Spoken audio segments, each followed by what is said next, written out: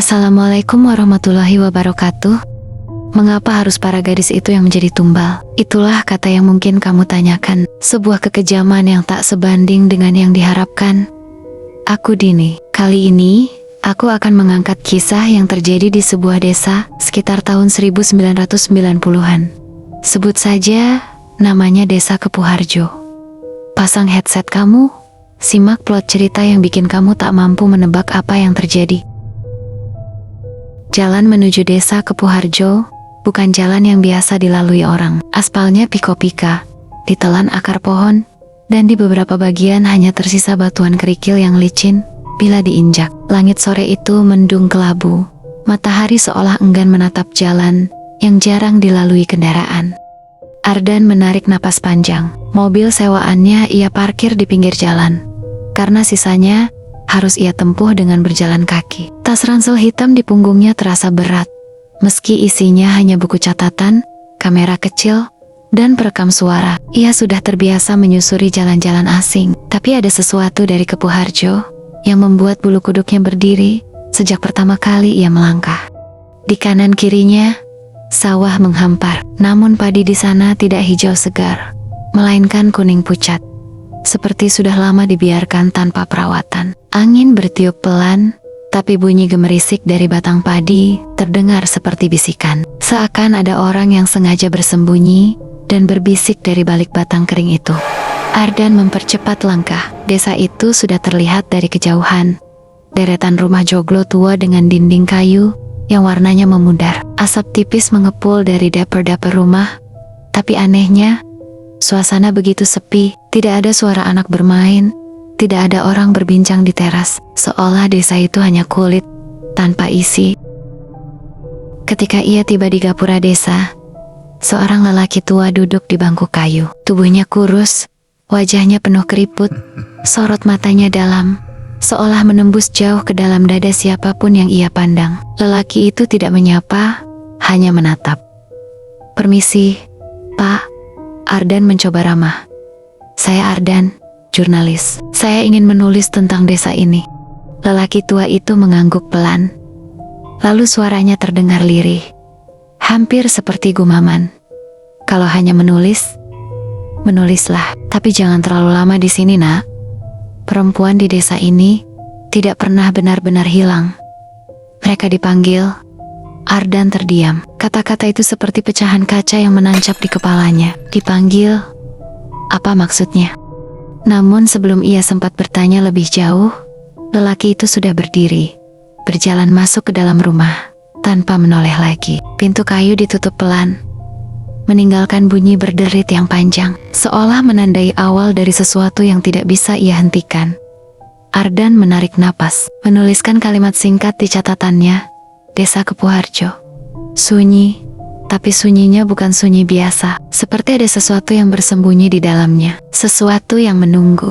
Dan di saat pena menari di atas kertas, dari arah sawah yang ia lewati tadi, ia mendengar suara, samar, tapi jelas, suara perempuan, tertawa lirih, panjang, seolah mengejek langkahnya yang baru saja memasuki wilayah asing.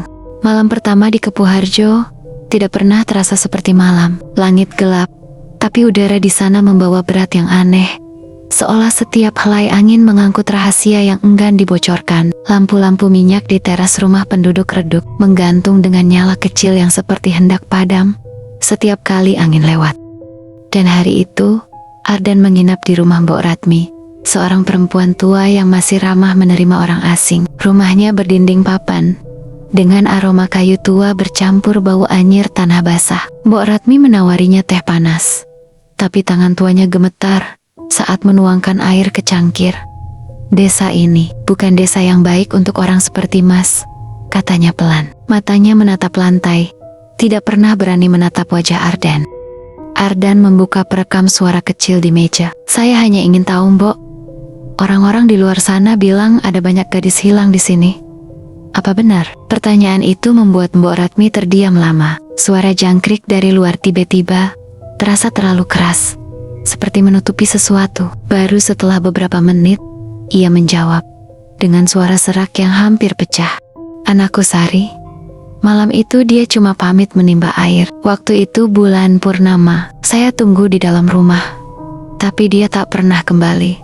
Besok pagi, saya hanya temukan jariknya tergantung di pinggir sumur. Tangan Ardan otomatis mencatat setiap kata, tapi ia bisa melihat jelas bagaimana tubuh Mbok Ratmi bergetar, mata Mbok Ratmi berkaca-kaca, dan bibirnya mengucapkan doa lirih. Setelah bercerita, seakan ia takut kutukan akan bangkit hanya karena menyebut nama anaknya. Ardan menelan ludah. Apa ada yang melihatnya malam itu? Mbok Ratmi menggelengkan kepalanya, tapi Mbok Ratmi menambahkan sesuatu yang membuat dada Ardan dingin. Orang-orang bilang ada suara tangisan dari hutan bambu malam itu. Tangisan perempuan, dan setiap kali purnama datang, suara itu muncul lagi. Saat malam semakin larut, Ardan keluar sebentar, berdiri di teras rumah. Dari cehan, ia bisa melihat deretan bambu menjulang, hitam pekat, seolah dinding yang membatasi dunia nyata dan dunia lain. Sesekali angin membuat daun-daunnya bergemerisik. Tapi kali ini, telinganya jelas menangkap sesuatu di antara suara angin, bukan jangkrik, bukan kodok, sawah, tangisan panjang, lirih, seperti suara seorang gadis yang tersesat di kegelapan. Ardan memejamkan mata, berusaha meyakinkan dirinya itu hanya bayangan telinga. Tapi kata-kata Mbok Ratmi terus berulang di kepalanya.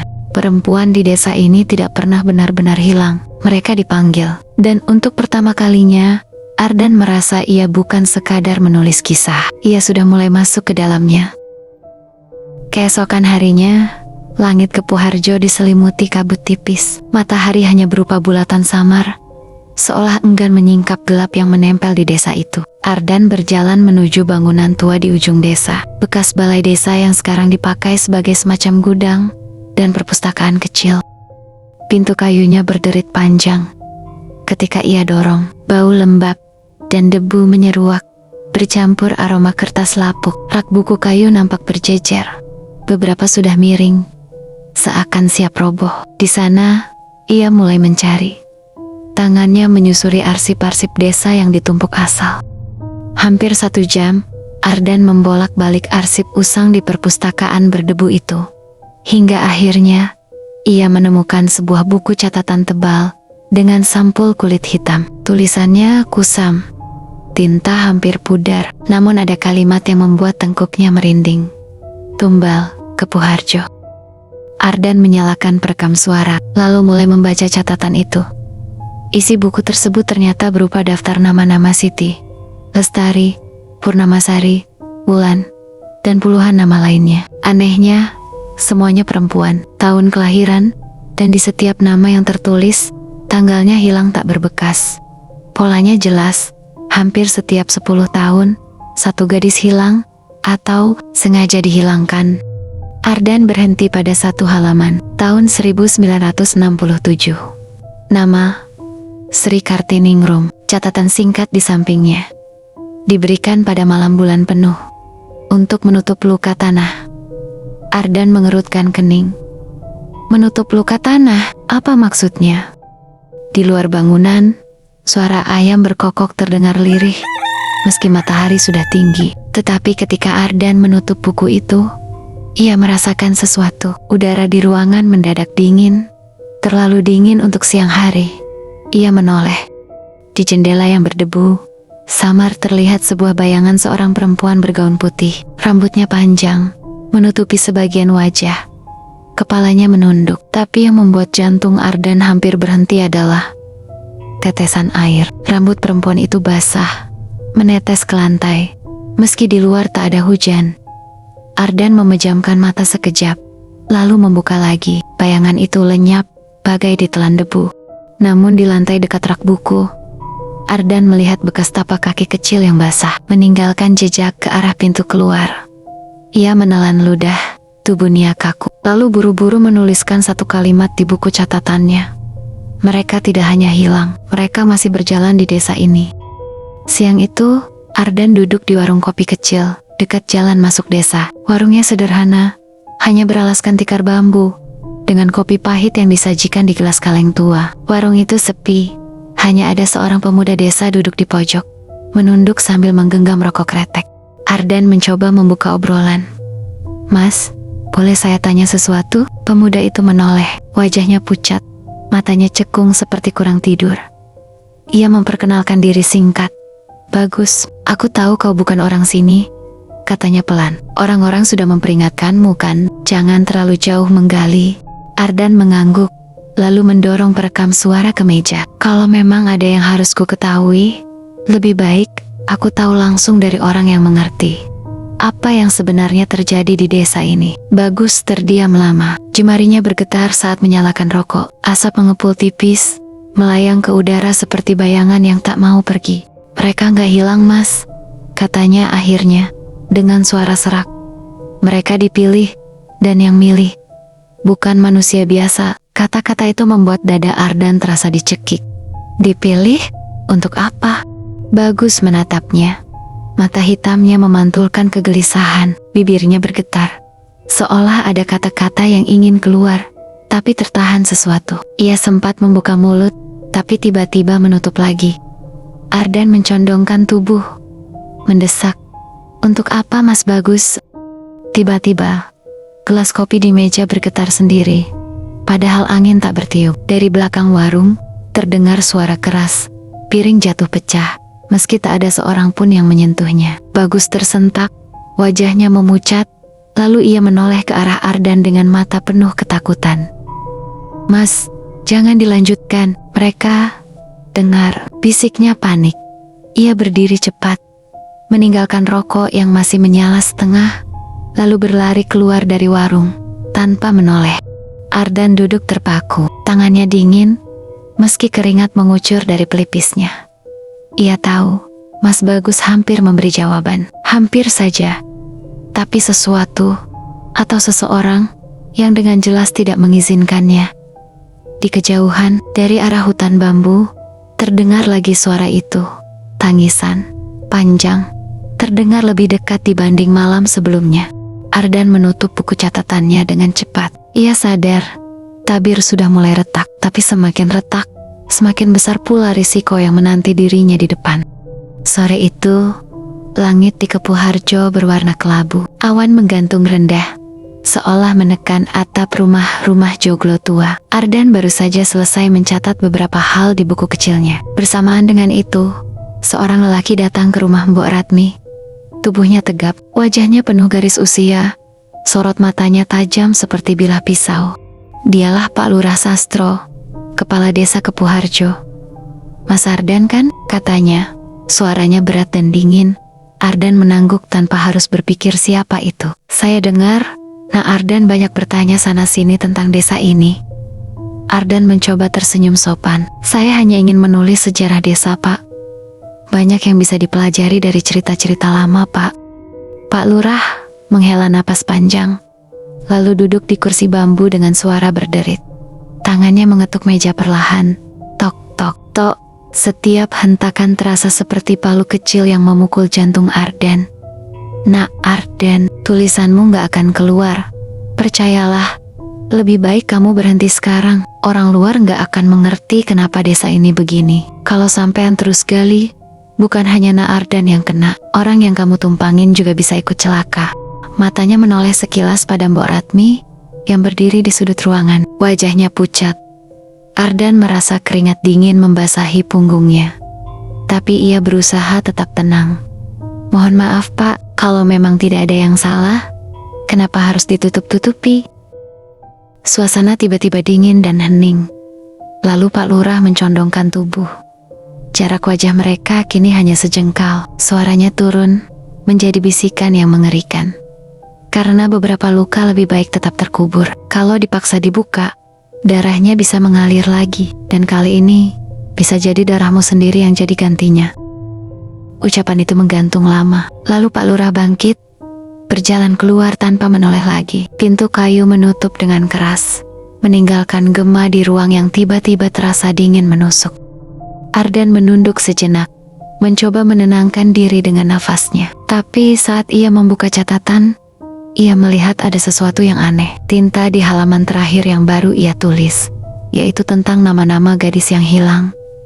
Anehnya, tulisan itu mulai memudar. Huruf-hurufnya perlahan hilang, seolah diserap oleh kertas itu sendiri. Ardan menatap kosong, lalu menulis satu kalimat singkat dengan tangan gemetar. Ada yang ingin menutup semua ini, dan mereka tidak hanya manusia. Di luar rumah, suara gamelan samar terdengar. Entah dari mana asalnya, nada-nadanya pelan, tapi menusuk telinga. Dan anehnya, setiap kali suara gamelan itu berhenti, tangisan dari hutan bambu kembali terdengar. Lebih dekat, lebih jelas. Suara itu seperti memanggil namanya. Malam itu, bulan purnama menggantung bulat sempurna di langit yang disirati bintang. Cahayanya putih pucat, menyinari desa Kepuharjo dengan dingin yang menusuk tulang. Angin seolah berhenti berhembus. Hutan bambu di kejauhan berdiri kaku, seakan patung hitam yang diam mengawasi setiap langkah manusia. Malam itu, Ardan tak bisa tidur. Kata-kata Pak Lurah sore tadi terus berulang di kepalanya, bercampur dengan suara gamelan aneh yang masih samar-samar terdengar. Ia memutuskan keluar, membawa senter kecil. Kakinya melangkah pelan di jalan tanah yang sunyi. Ia mendengarnya lagi. Suara, tangisan. Namun kali ini berbeda. Tangisan itu dekat, sangat dekat. Seperti berasal dari sumur tua yang berdiri di tepi desa. Sumur itu dikelilingi ilalang, batunya berlumut, tali timbanya putus, menggantung seperti urat nadi yang kering. Ardan mendekat. Tangannya gemetar saat ia menyorotkan senter ke dalam. Gelap. Air di dalam sumur tampak hitam dan diam. Tidak beriak sama sekali. "Mas." Ardan tersentak. Suara itu lirih. Perempuan. Ia menoleh cepat. Dan di sana berdiri sesosok bayangan. Tepat beberapa langkah darinya, seorang perempuan bergaun putih. Rambutnya panjang, basah menempel di wajah. Tubuhnya kurus. Tulang-tulang menonjol dari kulit pucatnya. Matanya kosong, hitam legam, seperti rongga tanpa dasar. Ardan mundur selangkah. Senter di tangannya bergetar. Sinarnya berkelebat di antara batang ilalang. Perempuan itu tidak bergerak, hanya menatapnya dengan wajah penuh luka. Dari bibir sobeknya, suara lirih keluar. Terputus-putus.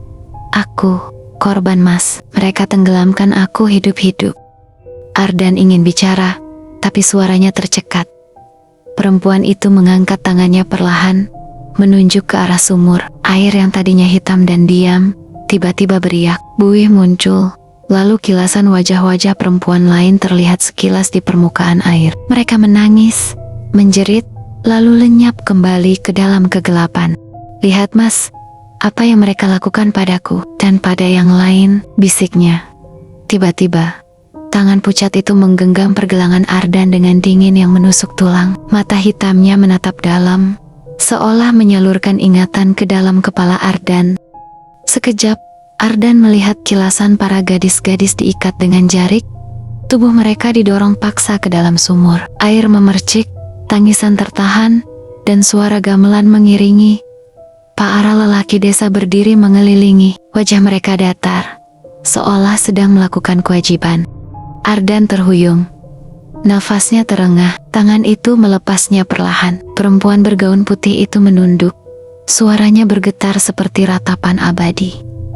"Jangan percaya pada mereka, kau akan jadi berikutnya."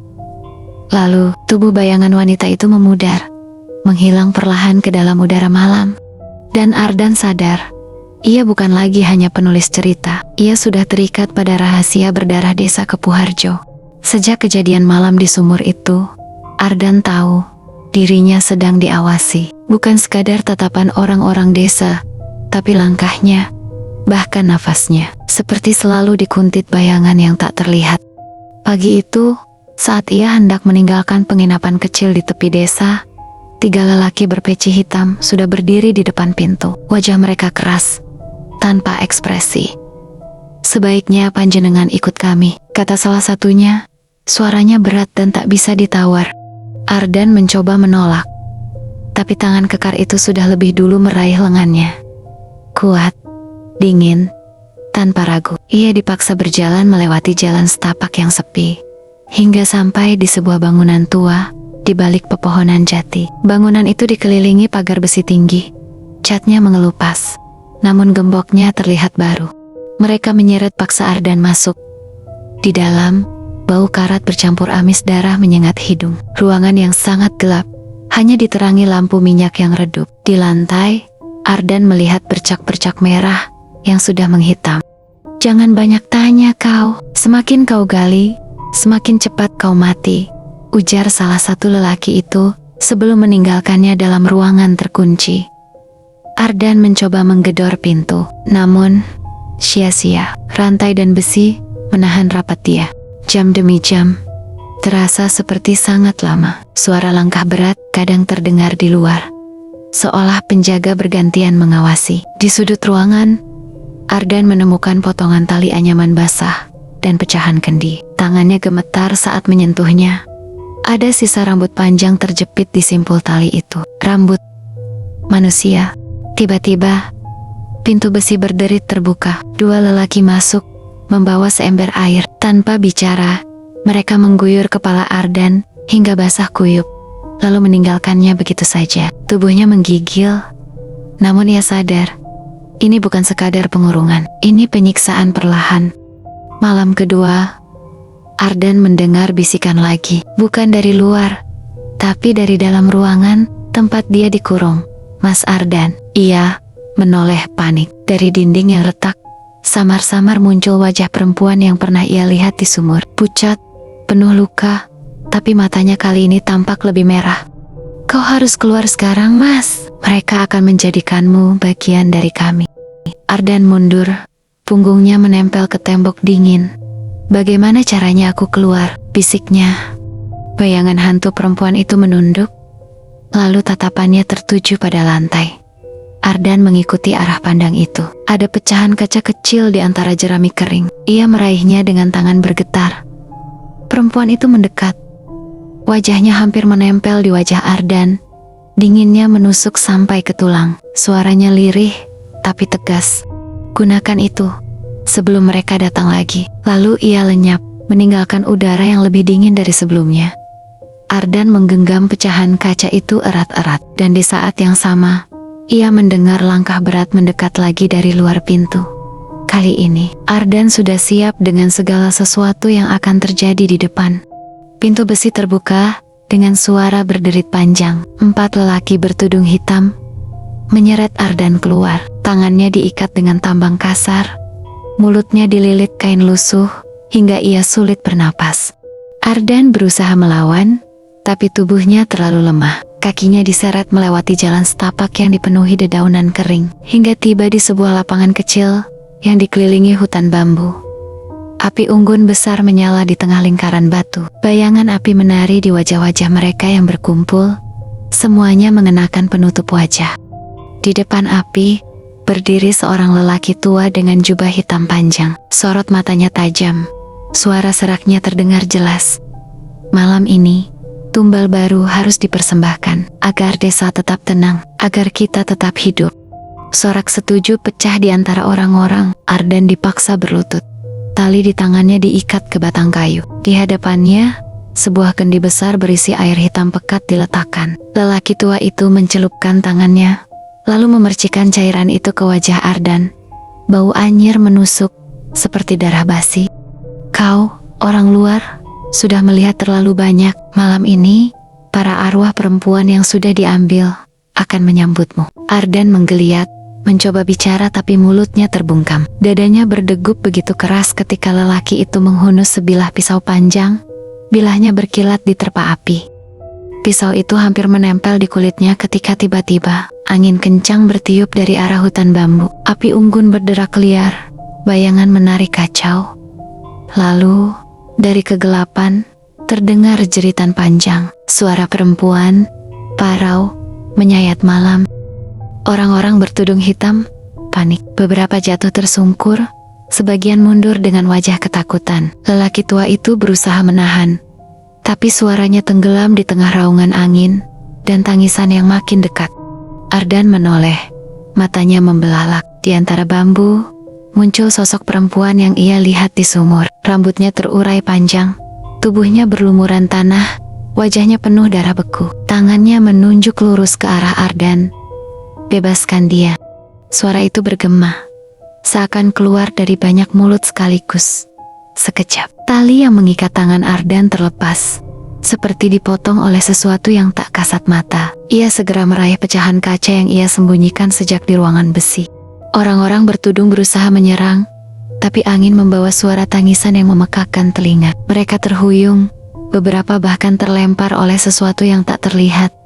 Ardan berlari sekuat tenaga, tubuhnya setengah limbung. Ia menembus kerumunan yang kacau menabrok bahu, menghindari sabetan pisau. Di belakangnya, lelaki tua itu berteriak marah. "Jangan biarkan dia lolos." Tumbal itu belum selesai. Ardan tersandung batu, hampir jatuh. Tapi saat salah satu lelaki mengejarnya dengan parang terangkat, bayangan hitam melintas di belakang Ardan. Sosok perempuan itu berdiri menghadang. Wajahnya menatap lurus, matanya kosong tapi tajam. Parang itu berhenti di udara. Tangan si penyerang gemetar, lalu tubuhnya terlempar jauh, seolah dihantam kekuatan tak terlihat. Ardan tak sempat berpikir. Ia bangkit, berlari masuk ke hutan bambu. Napasnya terengah-engah. Di belakang, ia mendengar suara api unggun padam tiba-tiba. Gelap. Lalu hanya ada satu suara, bisikan pelan di telinganya. "Jangan berhenti lari, mereka akan memburumu sampai mati."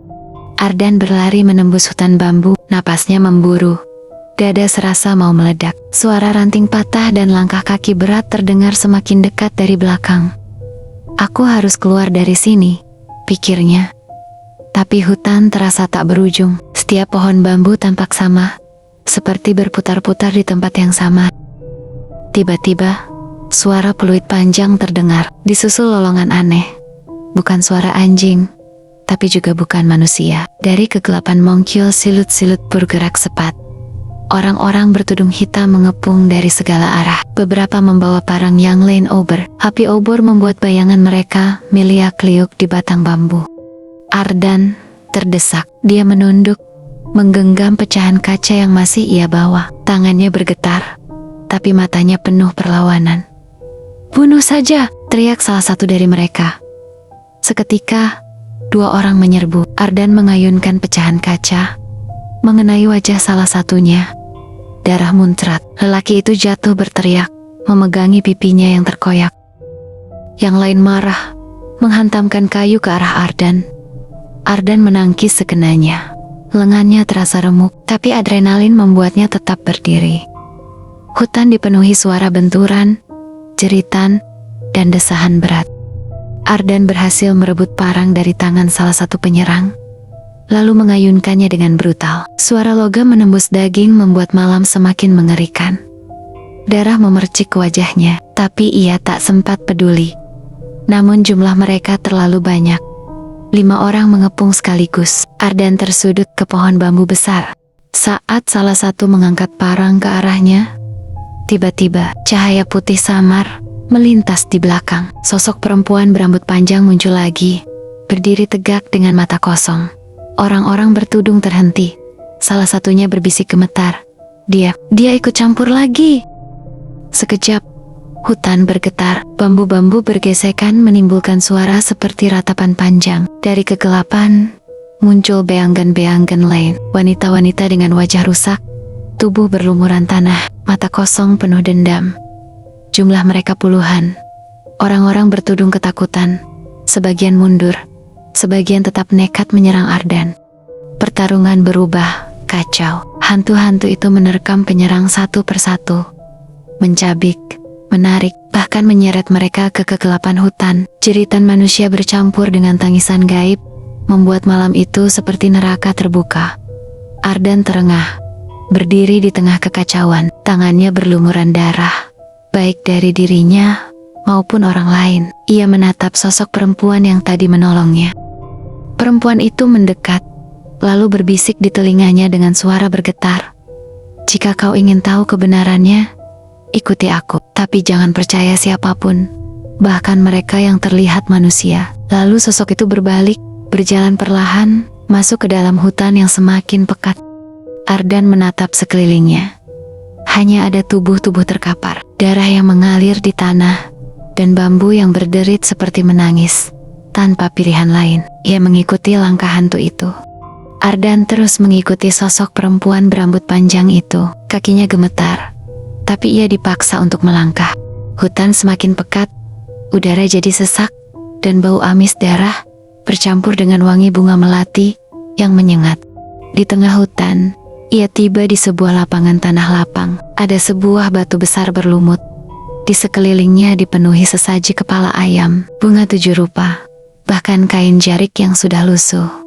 Perempuan itu berhenti di depan batu, lalu perlahan berbalik. Wajahnya terlihat jelas, cantik, tapi pucat seperti mayat. Bekas sayatan panjang masih membekas di lehernya. Ardan menelan ludah. "Siapa kau sebenarnya?" tanyanya dengan suara bergetar. Perempuan itu tersenyum samar. "Aku Sari, aku yang pertama. Tumbal dari desa ini." Ardan terpaku. Nama itu tidak asing. Ia pernah mendengar dari kesaksian warga tentang Sari, gadis cantik yang hilang 20 tahun lalu. Sari melanjutkan dengan suara lirih, "Tapi tegas, semua gadis setelahku. Mereka juga dikorbankan. Semua agar desa ini tetap makmur. Mereka bilang tumbal ini untuk roh penjaga, tapi sebenarnya ada manusia di balik semua ini." Sebelum Ardan sempat bertanya, suara langkah berat terdengar. Dari balik pepohonan, muncul sekelompok orang-orang desa yang tadi dikenalnya sebagai tetua, dukun, bahkan kepala dusun.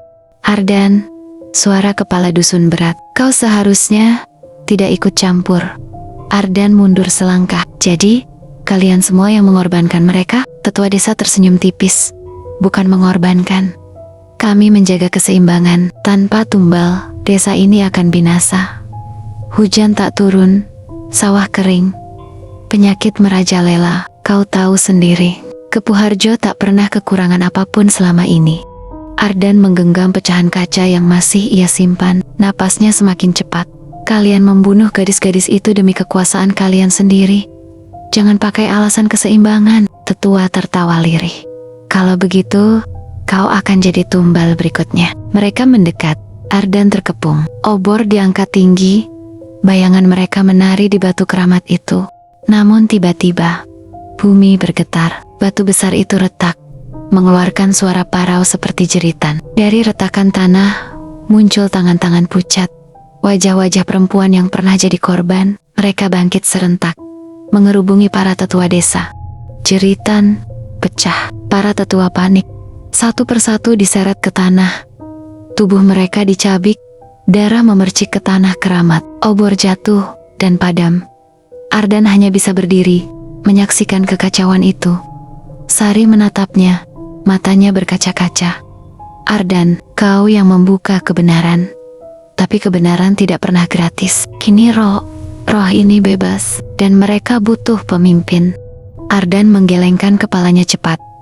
"Bukan, aku bukan bagian dari ini." Sari mendekat, menyentuh wajahnya dengan tangan dingin.